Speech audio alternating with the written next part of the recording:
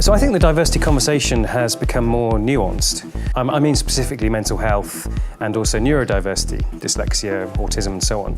And I think from a social justice perspective, all of these things are equal. But almost these invisible diversity aspects need a greater share of voice, otherwise they just don't get mentioned and don't get the energy. So I definitely noticed a transition to a bit more nuance and subtlety. I think when I started as a young brand manager, it was about male-female. It's not about male-female anymore. I think the challenge is really about diversity of thinking. It's on the agenda, it's on the top table agenda. I think people are taking it very seriously, and therefore I think all businesses are trying to figure out how do they embrace it. Our audience is generally older, and these are quite habitual categories. Then diversity can feel quite a long way off sometimes from really coming to hit us, and it's quite a strange world to live in for us, where we know that the sort of diversity issue is highly relevant and live everywhere, but it's not kind of quite at our door yet. In times gone, diversity used to be a bit of a corporate turn of phrase, catchphrase, almost literally and figuratively. It was a tick of the box. I think now it's a mandatory. Businesses that seek to be successful must seek to drive diversity, particularly diversity of thought. The challenge and the opportunity is the makeup of the teams. So the teams actually represent the reality.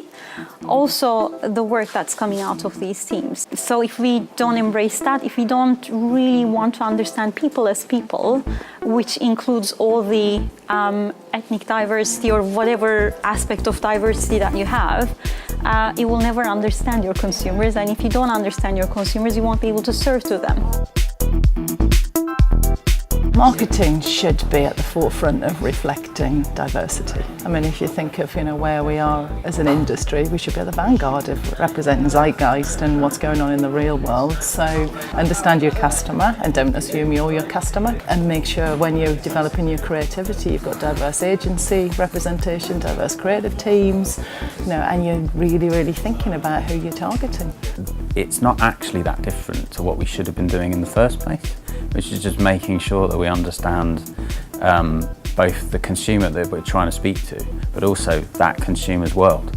If we become complacent about that and we don't notice that our average target consumer's world has transformed completely, then we are headed for irrelevance. So it sounds like it's quite a big, scary subject sometimes, but actually I think if you just focus on doing what you're supposed to do in the first place, you'll be okay. I think the diversity conversation really starts with culture, as in what behaviour is tolerated, supported, rewarded, endorsed, and almost a sort of an acceptance of allowing everyone to be the best version of themselves, whatever that is.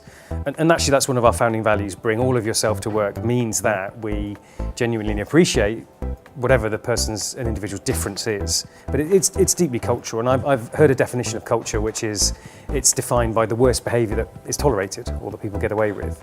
So obviously it starts with the top and it's got to be demonstrable. Quotas is a thing. I mean, for us, we don't have quotas in the main, and I think quotas really perform a function when there isn't the right conversations happening. Quotas, I think, put a structure around the issue, so it helps with us putting a plan together rather than just talking about it. But I don't think it is strong enough in solving the problem, because if it was, then we would have made much faster progress. We're not where we need to be.